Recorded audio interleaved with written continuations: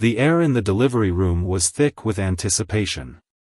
32-year-old Tiana had been in labor for nearly 19 hours, and the moment she had been waiting for was finally approaching. Her husband James stood by her side, his hand almost numb from her tight grip during contractions. "You're doing great, just one more push," encouraged the doctor, her voice calm and steady above the beeping monitors. Tiana summoned her remaining strength for one final effort. The pain was excruciating, but the thought of holding her baby soon gave her the determination she needed. With a deep breath and a powerful push, she felt a sudden release. The room filled with the distinct sound of a newborn's cry. Relief washed over Tiana's exhausted body. She had done it.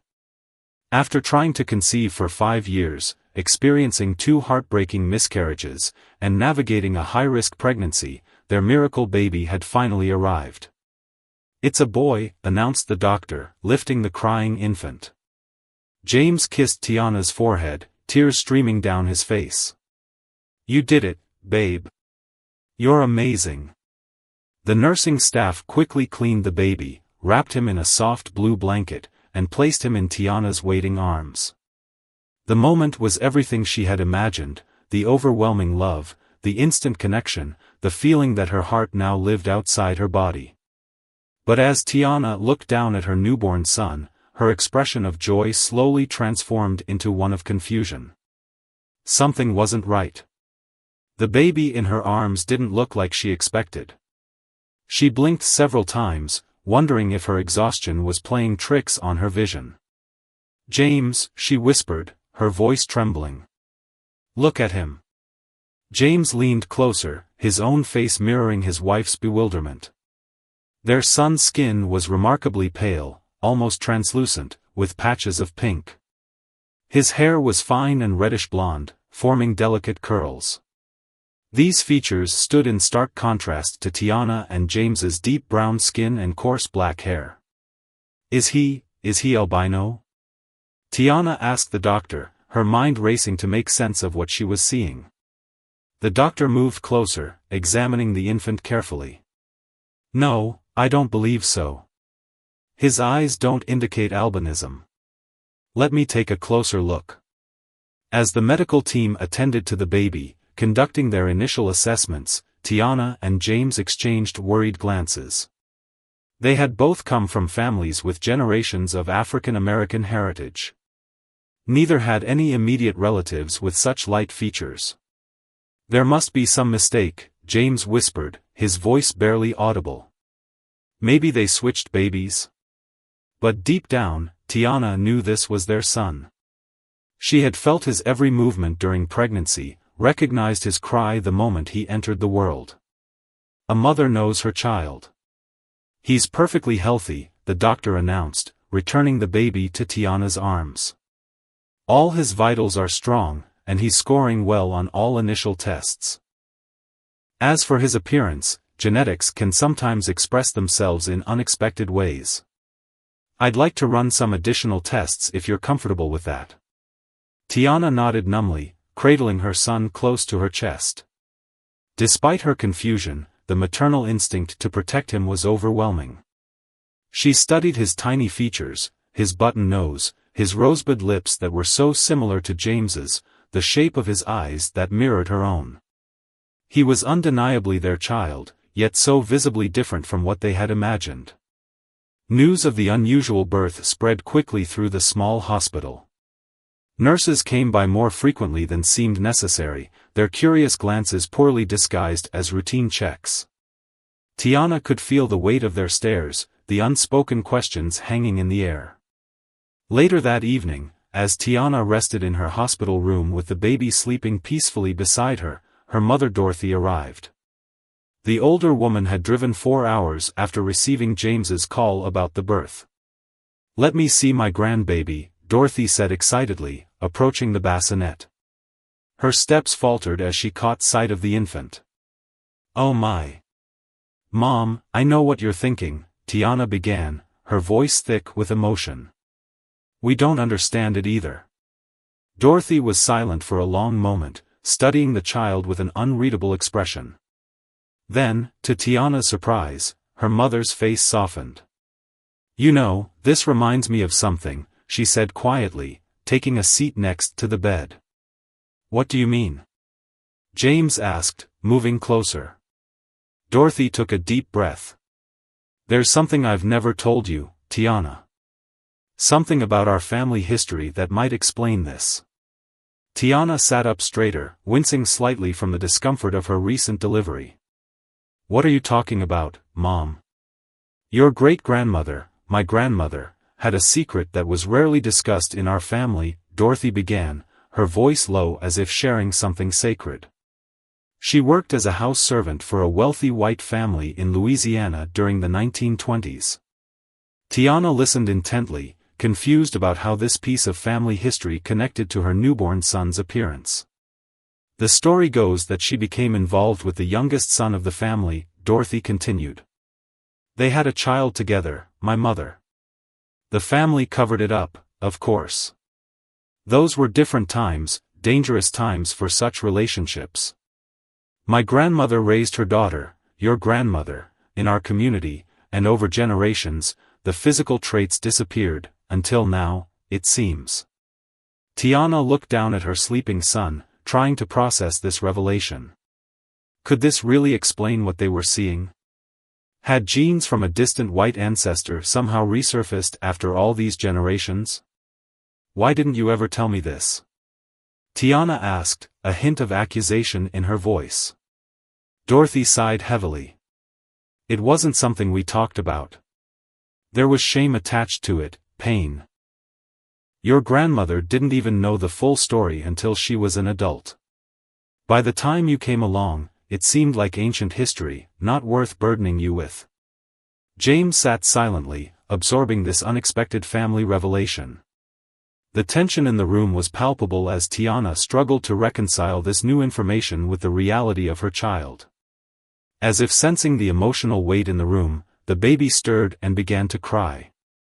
Tiana instinctively reached for him, cradling him close and offering comfort. In that moment, as she looked into his tiny face, she felt a strange sense of connection not just to her son, but to the complicated history that had led to his existence, a history she was only beginning to understand. The next morning, sunlight streamed through the thin hospital curtains as Tiana fed her son. She had barely slept, her mind racing with the revelation about her family history.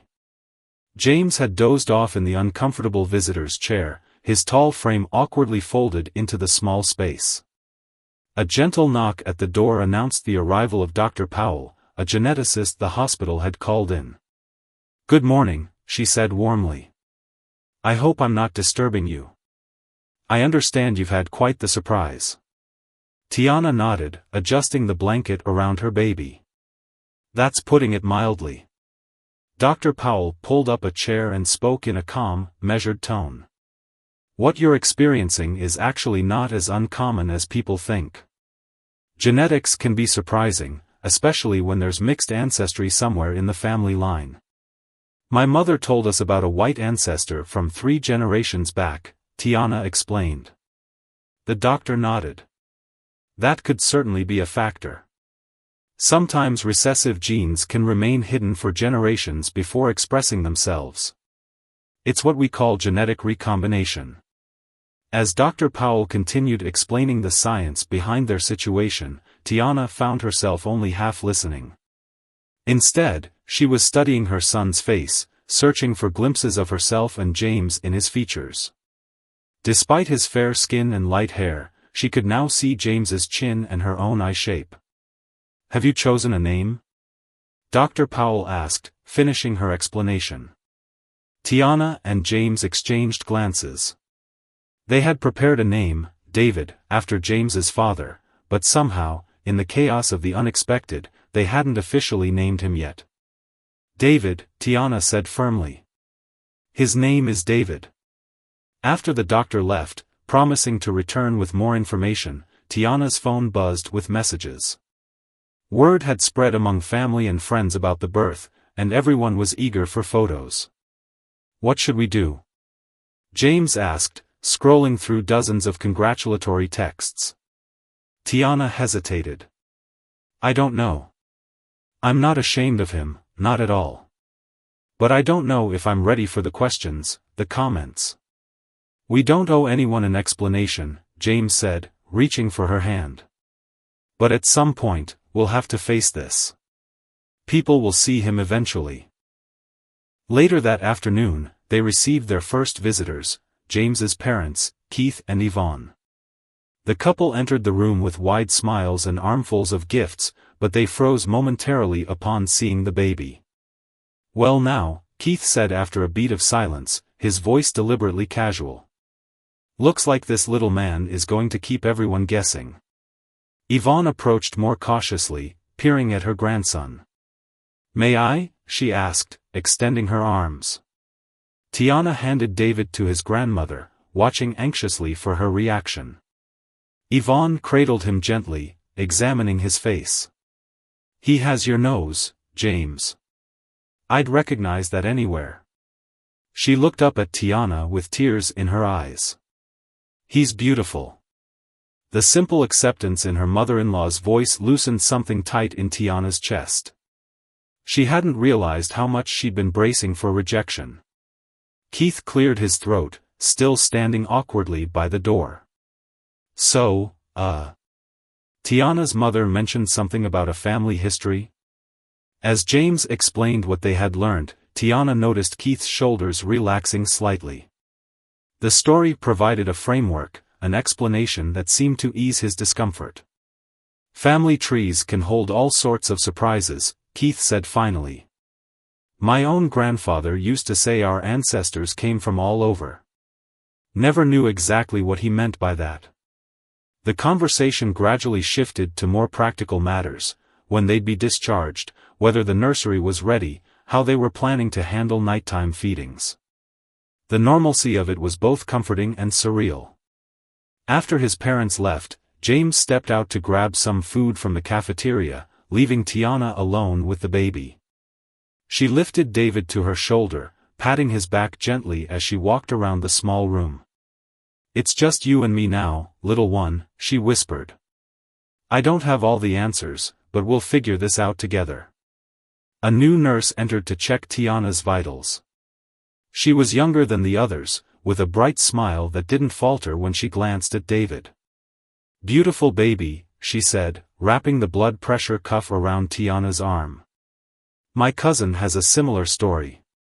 Her husband is from Nigeria, dark as can be, and their daughter came out looking just like your little one. Genetics are wild. The casual comment, offered without judgment, felt like a gift. Did they get a lot of questions? Tiana asked. The nurse shrugged. At first, sure. People are nosy. But kids are kids. Most folks figured it out eventually. The ones who didn't, well, their opinions didn't matter much anyway. That evening, as Tiana prepared for their final night in the hospital before discharge, she made a decision.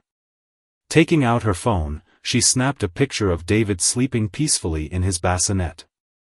Then she took a family selfie, James standing behind her hospital bed, both of them looking down at their son with undisguised love. Are you sure? James asked when she showed him the photo she planned to share. Tiana took a deep breath. I'm tired of feeling like we need to hide or explain. This is our son. Our beautiful, healthy son. The rest is just noise. She typed a simple caption, Meet David Keith Thompson, 7 pounds 6 ounces of pure love. Our family's newest chapter begins. Then, before she could second-guess herself, she posted it. Within minutes, her phone exploded with notifications. Comments ranged from straightforward congratulations to confused emoji strings to outright questions about David's appearance. Tiana scrolled through them, her emotions swinging between defensiveness and determination. Maybe this was a mistake, she murmured, putting the phone down. James picked it up, scanning the comments. Look at this one, he said, pointing to a message from Tiana's former college roommate. He's absolutely gorgeous. Isn't it amazing how God creates each of us so uniquely? Can't wait to meet him. One by one, they found the supportive messages hidden among the curious and sometimes insensitive ones. Friends and family members commenting with heart emojis, promises to visit, offers of help with meals and baby supplies. As David stirred and began to fuss, Tiana picked him up, rocking him gently. Tomorrow they would leave the safety of the hospital and face the world, a world that might not always understand their family at first glance. But in that moment, cradled in the cocoon of their love, those challenges seemed manageable. "We've got this," she whispered, both to herself and to her son. Bringing David home felt like crossing an invisible threshold. As James carried the car seat through their front door, Tiana paused in the entryway, suddenly overwhelmed by the significance of the moment. This was it, real life, without the buffer of hospital staff and visiting hours. "Welcome home, little man," James said softly, placing the car seat on the coffee table. David slept peacefully, oblivious to the monumental transition taking place. Their townhouse looked exactly as they had left it 3 days ago, yet somehow different. The baby items scattered throughout, the swing in the corner, the bassinet by their bed, the changing table stocked with diapers, now had a real purpose. This was no longer preparation, it was their life. Tiana's mother had offered to stay for a few days to help, but Tiana had asked for space. She needed time for their little family to find its rhythm without an audience, however well-meaning. The first night was brutal. David woke every 2 hours, his piercing cries cutting through their exhausted haze. By morning, Tiana's nipples were raw from breastfeeding, her eyes burning from lack of sleep. "I'll take him," James offered, reaching for the baby as Tiana finished the 6 a.m. feeding. "Try to get some sleep." She nodded gratefully, collapsing back onto the pillows as James carried David to the living room. Just before drifting off, she heard the low rumble of her husband's voice as he spoke to their son, pointing out features of their home like a tour guide welcoming an honored guest. Their first week passed in a blur of feedings, diaper changes, and stolen moments of sleep. Tiana was surprised by how quickly they settled into a routine, how the initial shock of David's appearance faded into the background as the daily demands of newborn care took center stage. On their 9th day home, the doorbell rang. Tiana, who had just gotten David down for a nap, froze. "I'll get it," James called from the kitchen. Tiana heard muffled voices at the door, then James returned with a woman Tiana recognized as their neighbor, Mrs. Chen, who lived 2 doors down. "I hope I'm not intruding," Mrs. Chen said, holding out a covered dish. "I saw you came home with your baby, and I wanted to bring something. It's just a simple chicken casserole." "That's very kind, thank you," Tiana replied, accepting the dish. She wondered if the older woman had seen the photos online, if she was here out of genuine neighborliness or curiosity. Mrs. Chen glanced around as if hoping to spot the baby. "I have 3 grandchildren now. The youngest just turned 1. They grow so fast, enjoy every minute. Would you like to see him?" Tiana found herself offering, surprising even herself. "He's sleeping, but you can peek." Mrs. Chen's face lit up. "I would love that." Tiana led her to the bassinet where David slept, his tiny chest rising and falling steadily. Mrs. Chen looked down at him, her expression softening. "What a beautiful child," she said simply. "Thank you," Tiana replied, studying the woman's face for any hint of surprise or judgment but finding none. After Mrs. Chen left, promising to check in again soon, Tiana felt a weight lift. It was their first interaction with someone outside their immediate circle, and it had been wonderfully normal. That evening, as they ate the casserole, which was delicious, James brought up something that had been on both their minds. "My cousin Alicia called today. She wants to throw us a welcome baby party next weekend." Tiana put down her fork. "A party?" "I don't know, James. That seems like a lot. It would just be family. Close friends. People who love us." He reached across the table for her hand. "We can't hide forever," I'm not hiding, she protested, but even as the words left her mouth, she recognized the partial truth in them. While she wasn't ashamed of David, she had been avoiding situations that would invite questions or comments about his appearance. I told her we'd think about it, James said gently. The next day, Tiana took David for his 2-week checkup. It was their first real outing, and she felt oddly exposed pushing the stroller through their neighborhood. She caught a few curious glances, a double-take from a jogger, but most people simply smiled at the sight of a new mother and baby, a universal image of tenderness. At the pediatrician's office, she sat in the waiting room, conscious of the other parents' sneaking glances. A mother with twin toddlers sat directly across from her, openly staring. "How old?" the woman finally asked, nodding toward David. 2 weeks, Tiana replied. "He's gorgeous. Those eyes." The woman smiled. "My sister's kids look nothing alike. The older one takes after her husband's family, they're from the Philippines. The younger one is her mini-me, blonde hair and all. Genetics are so weird, right?" Tiana felt herself relax a fraction. "Right. You never know what you're going to get." The pediatrician, Dr. Yang, was thorough and kind, pronouncing David perfectly healthy and developing well. As she was wrapping up the examination, she paused. "I notice you seem a bit anxious," she said. "More than the usual new parent jitters. Is there anything specific concerning you?" Tiana hesitated, then decided to be direct. "It's just his appearance. My husband and I are both black, and as you can see, David isn't what people expect. I worry about what he'll face, how to handle the questions." Dr. Young nodded thoughtfully. "That's understandable. In my years of practice, I've seen many children who don't match what others think they should look like based on their parents.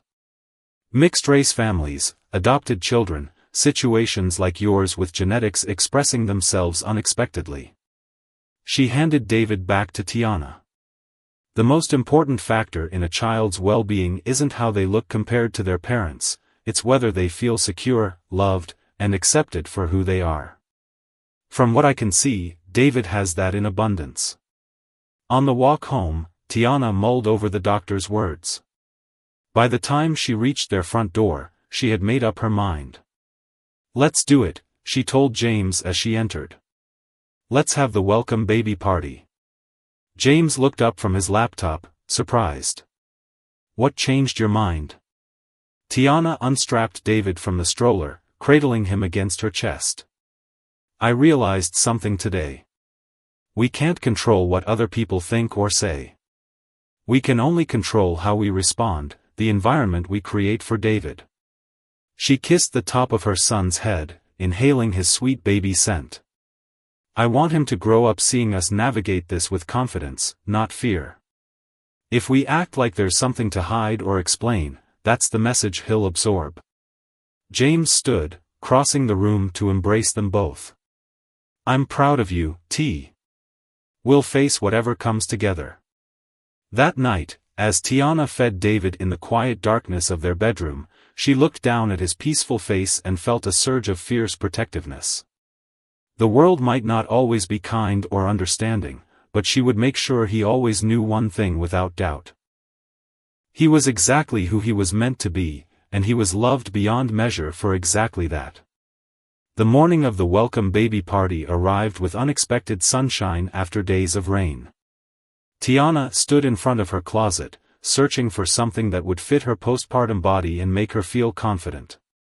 James had taken David for a man-to-man chat in the living room, giving her a rare moment alone. "How about this?"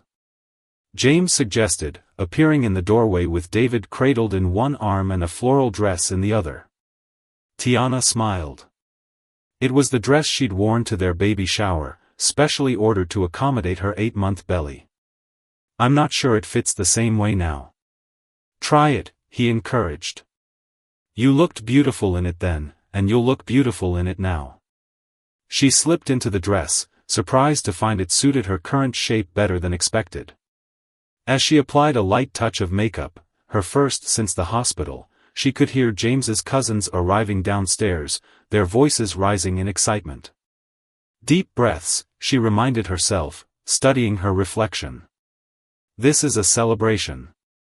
Downstairs, the house was rapidly filling with family and close friends. James's cousin Alicia had transformed their living room with tasteful blue decorations and a table laden with food. Tiana's childhood friend Nikki was arranging a display of photos, ultrasound images and the few pictures they'd taken since David's birth. As Tiana descended the stairs with David in her arms, the room fell momentarily silent, then erupted in cheers and congratulations. What followed was a blur of hugs, admiration for the baby, and endless questions about sleep schedules and feeding. Tiana found herself relaxing as the afternoon progressed. Yes, there were curious glances, an occasional raised eyebrow, but the overwhelming response was one of love and acceptance. "Girl, he is precious," cooed Tiana's Aunt Vivian, a straight-talking woman who had never been known to sugarcoat anything. "Got those pretty eyes like your grandfather. Remember how light his eyes were? Must have skipped a couple generations." James's Uncle Pat, examining David with exaggerated seriousness, declared, "This boy's going to be a heartbreaker. Look at those eyelashes. Criminal, I tell you." Not every interaction was perfect. Tiana overheard one of James's distant relatives asking another in a stage whisper, "But are they sure it's their baby? Hospitals make mistakes sometimes." Before Tiana could respond, James's mother Yvonne cut in firmly. "That's my grandson you're talking about. And yes, we're very sure. Now, have you tried the potato salad? It's my special recipe." Late in the afternoon, as the party began to wind down, Tiana found herself in a quiet corner with her mother and James's parents. David was being passed around a circle of adoring great-aunts across the room. "How are you holding up?" Dorothy asked, touching her daughter's hand gently. "Better than I expected," Tiana admitted. "It helps seeing how much everyone loves him." Keith, who had been somewhat reserved about the situation initially, cleared his throat. "I've been doing some research," he said. "Found some interesting articles about genetic inheritance. Did you know there's something called atavism? It's when traits from distant ancestors reappear after generations." Yvonne rolled her eyes fondly at her husband. "What he's trying to say is that he's been educating himself. We both have. We want to understand," Keith continued earnestly. "For David's sake. He's going to have questions someday." "That means a lot," Tiana said, genuinely touched by her father-in-law's efforts. As the last guests departed, leaving behind a house full of gifts, empty food platters, and the lingering warmth of community, Tiana collapsed onto the couch next to James. David was finally sleeping after all the excitement. "That wasn't so bad," she said, leaning her head on his shoulder. "Not bad at all," he agreed, wrapping an arm around her. "Although I think my cousin Terrell is convinced our son is going to be the next Eminem." They laughed together, a release of tension that felt like exhaling after holding a breath for too long. Their moment of peace was interrupted by a notification on Tiana's phone. It was a comment on one of the photos Nikki had posted from the party. Tiana's heart sank as she read it. "Beautiful baby. Who's the real father though?" "Eyes." James, reading over her shoulder, tensed. "Let me handle this." "No," Tiana said, setting the phone aside. The shock of those first moments in the hospital seemed distant now, overshadowed by the thousand small moments since, the first time David gripped her finger, his expressions during bath time, the peculiar little snuffling sounds he made while sleeping. She carefully placed him in the bassinet and slipped back under the covers. Tomorrow would bring new challenges, but tonight, in the quiet of their bedroom with her family safely gathered, Tiana felt a peace she hadn't expected to find so soon. The world outside might not always understand their family at first glance, but today had shown her that the people who mattered most did. And eventually, with enough love and confidence, the rest of the world would catch up. 3 months flew by in a haze of midnight feedings, first smiles, and the gradual establishment of something resembling a routine. David was thriving, gaining weight right on schedule, becoming more alert and responsive each day. Tiana had reluctantly returned to her job as an elementary school counselor, leaving David with James, who had arranged to work from home 3 days a week. It was on one of these days, during Tiana's lunch break, that she received a call from James. "Hey, I need to run to the office for an emergency meeting. My mom's coming to watch David, but she can't get here for another hour. Can you come home?" Tiana glanced at her schedule. "I have a session in 20 minutes, but I'll see if Lisa can cover for me." Fortunately, her colleague was happy to help. 30 minutes later, Tiana was pulling into their driveway, thoughts of her afternoon appointments already fading as she anticipated seeing her son. Inside, she found James bouncing a fussy David while trying to gather his work materials. "Thank you," he said, relief evident in his voice. "He's been cranky all morning. I think he might be getting a cold." After James left, Tiana settled on the couch with David, who had indeed developed a slight cough and runny nose. She was gently wiping his nose when the doorbell rang. "That must be your grandma," she told David, carrying him to the door. But it wasn't Yvonne standing on their porch. It was a middle-aged white woman Tiana had never seen before, holding what appeared to be a church pamphlet.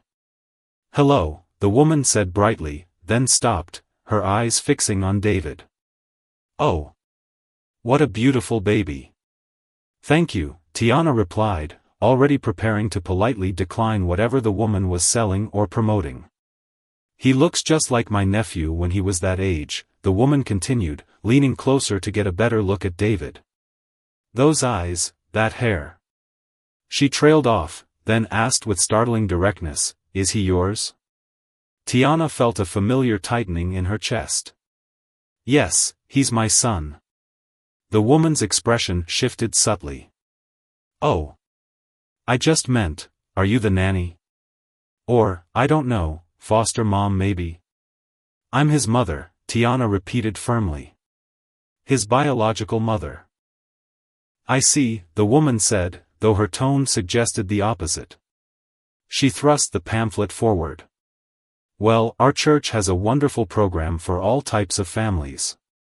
Very inclusive." Tiana accepted the pamphlet reflexively, then watched as the woman retreated down the walkway, glancing back twice before getting into her car. By the time Yvonne arrived, Tiana had mostly shaken off the encounter, focusing instead on David's symptoms and making a mental note to call the pediatrician if his cough worsened. "How's my favorite grandson?" Yvonne cooed, taking David from Tiana's arms. "Your only grandson," Tiana corrected with a smile. "And he's a little under the weather. Just keep an eye on his temperature." As she prepared to return to work, Tiana hesitated, then decided to share the morning's encounter. "We had a visitor earlier.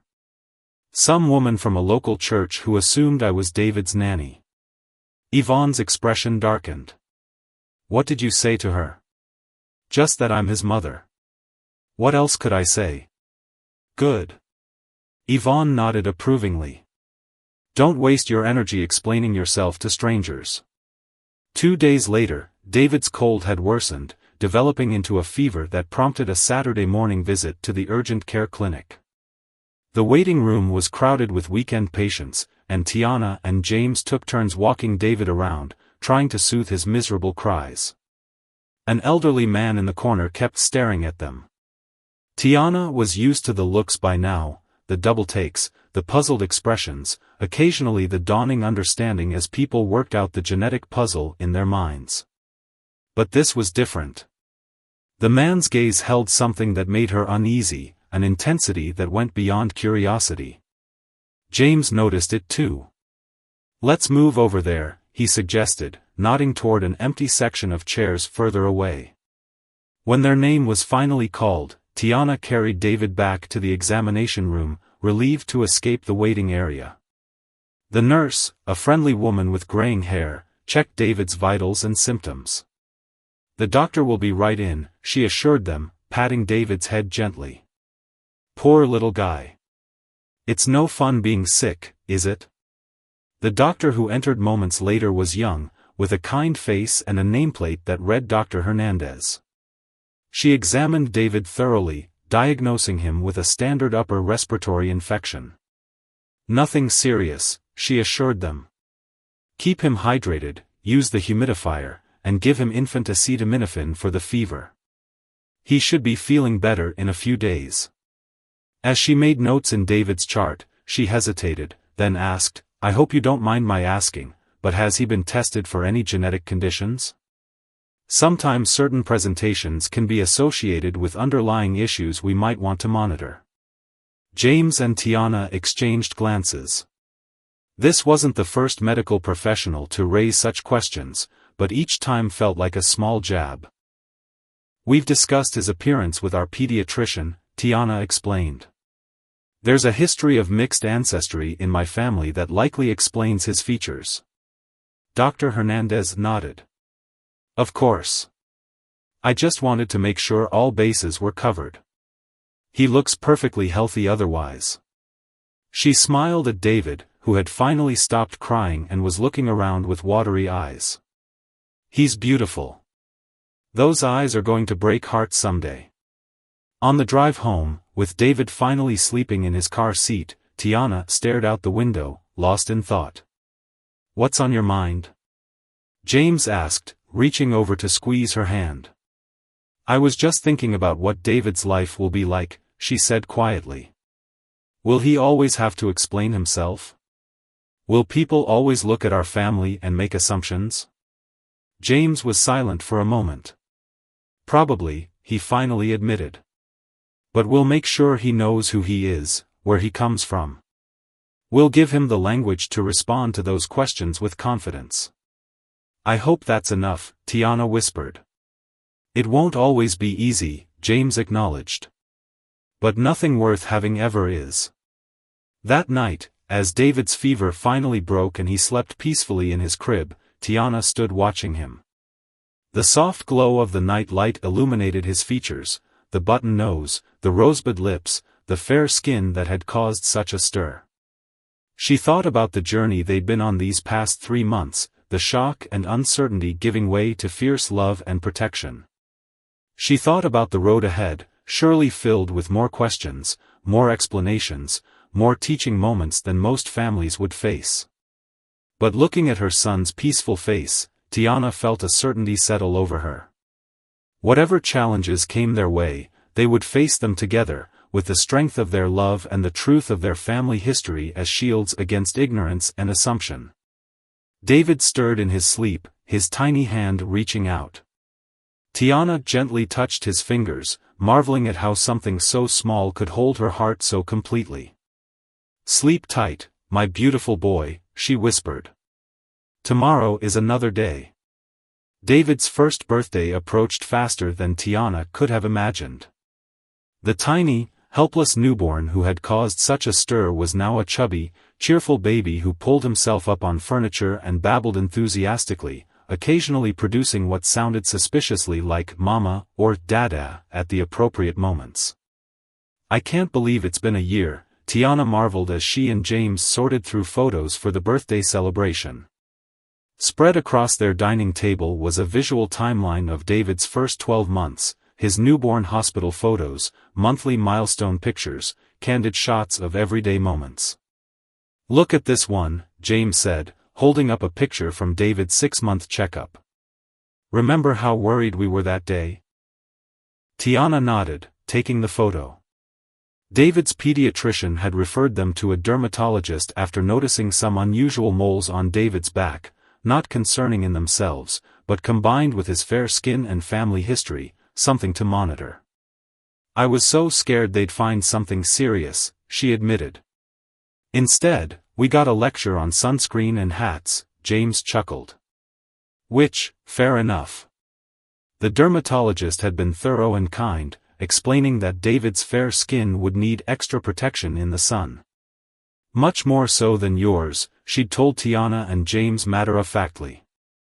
He'll need to be especially careful as he gets older. It was one of many moments throughout the year when they'd been reminded of the practical implications of David's genetic makeup. Another had come during a family reunion at James's aunt's lakeside home, when several relatives had expressed surprise that David was already developing noticeable sunburn after just a short time outside, while his cousins with darker complexions were fine. "He's going to have different needs than you did growing up," Dorothy had pointed out, helping Tiana apply another layer of sunscreen to a squirming David. "It's just something to be aware of."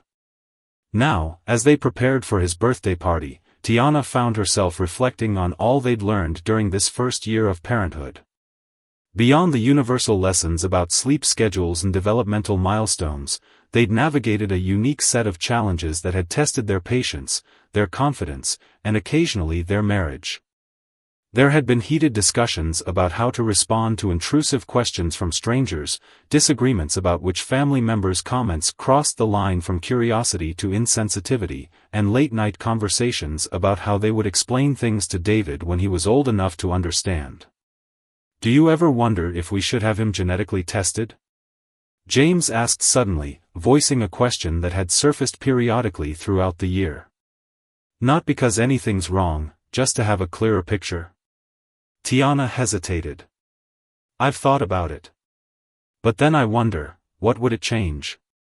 Would knowing the exact percentages of his ancestry make any difference in how we raise him?"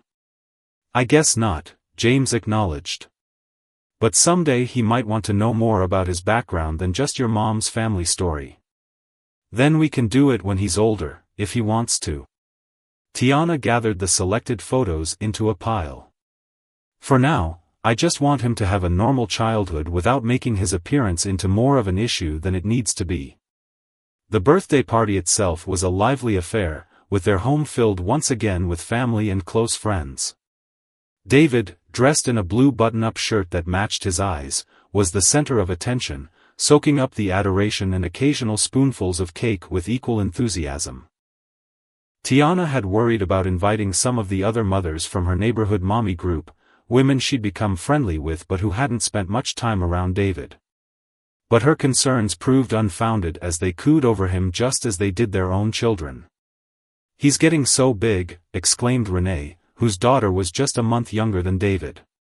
"And those eyes, seriously, I'm jealous.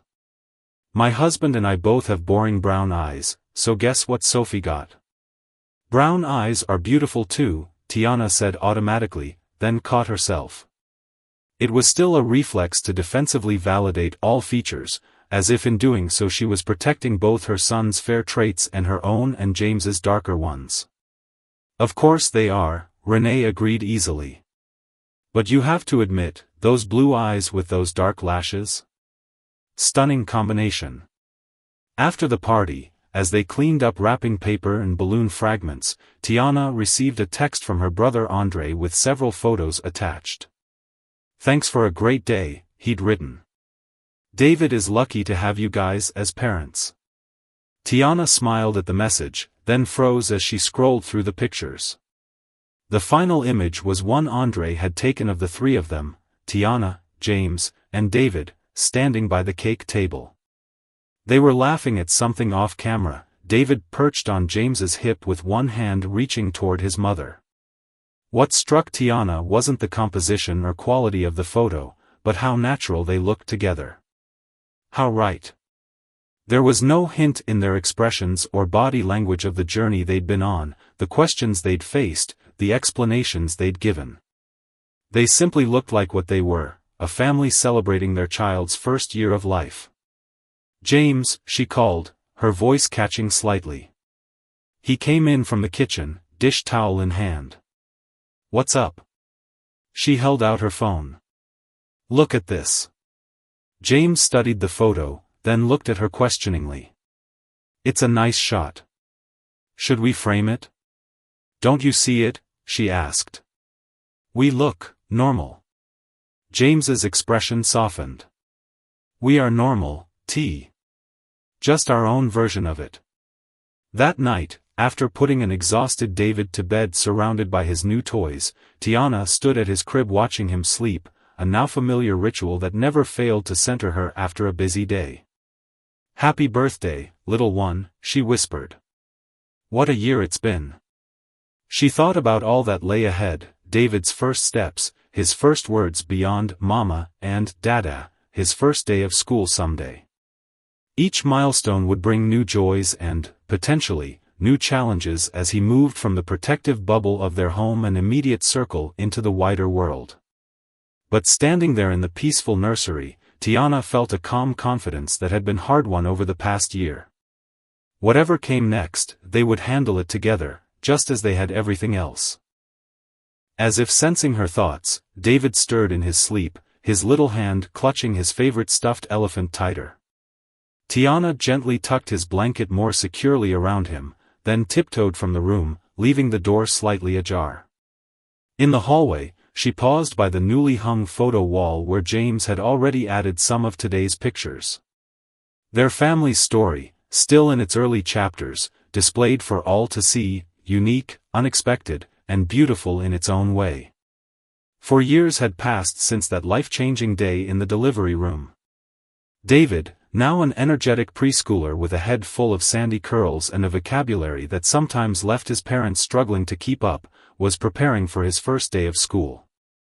"Do I have to wear this?" he complained, tugging at the collar of his new polo shirt as Tiana adjusted it for the third time. "Yes, buddy, it's part of your school uniform," she explained patiently. "Look how handsome you are." David regarded his reflection in the mirror skeptically, then broke into a gap-toothed grin. "Can I take Mr. Elephant?" "Mr. Elephant stays home on school days," James said, entering the bedroom with David's lunchbox.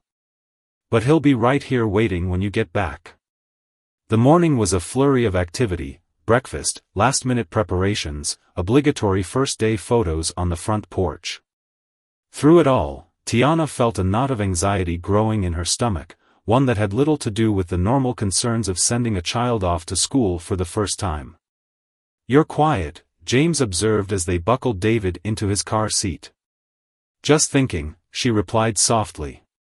They had chosen David's school carefully, a diverse private academy with an excellent reputation and a progressive approach to education.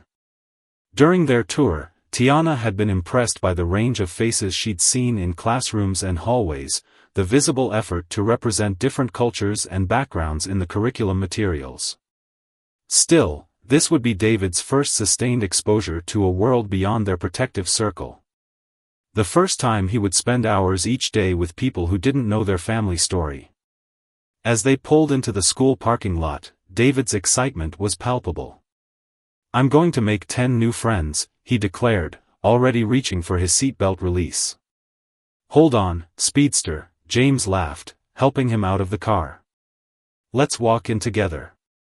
The kindergarten classroom was bright and welcoming, with children's names displayed prominently on cubbies and desk tags. David's teacher, Ms. Rivera, greeted them warmly. "Hello, David. We're so glad you're joining our class," she said, kneeling to his level. "Would you like to find your cubby? It has a rocket ship picture on it." David needed no further encouragement, darting off to locate his assigned space. Tiana watched him go, noting how he immediately introduced himself to another boy arranging supplies in a nearby cubby. "He'll be fine," Ms. Rivera assured them, reading Tiana's expression. "The first day is always harder on parents than children." "We know," James said, putting an arm around Tiana's shoulders. "It's just, well, David sometimes gets questions about why he doesn't look like us. If that happens here." "I understand," Ms. Rivera said, her expression softening. "We foster an environment of inclusivity and respect for all types of families. If any issues arise, I'll address them immediately and let you know." Tiana nodded gratefully. They had explained their situation during the enrollment process, but it was reassuring to hear the teacher's understanding response. Saying goodbye proved more difficult than anticipated, not because David was reluctant to see them leave, but because Tiana found herself lingering, watching him already engaged in building a block tower with 2 other children. "Come on," James said gently. "He's in good hands." As they walked back to the car, Tiana finally voiced what had been weighing on her mind. What if the other kids are cruel? What if they make him feel different, or less than? James considered this. Then we'll help him process those feelings. We'll remind him how loved he is, how special.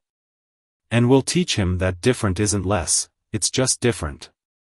I just want to protect him from everything, Tiana admitted. I know. Me too. James squeezed her hand. But we can't. What we can do is give him the tools to navigate the world as it is, not as we wish it could be. That afternoon, they arrived at pickup 30 minutes early, anxiously watching the school doors. When David finally emerged, he was chattering excitedly with a little girl whose dark braids bounced as she nodded enthusiastically at whatever he was saying. "Mom! Dad!" he called, racing toward them. "I had the best day ever. We did counting and I already know how to count to 100. And we read a story about a bear, and I have a new friend named Zoe." "That's wonderful, sweetie," Tiana said, embracing him. "What else happened today?" "Ms. Rivera showed us a book about all different kinds of families.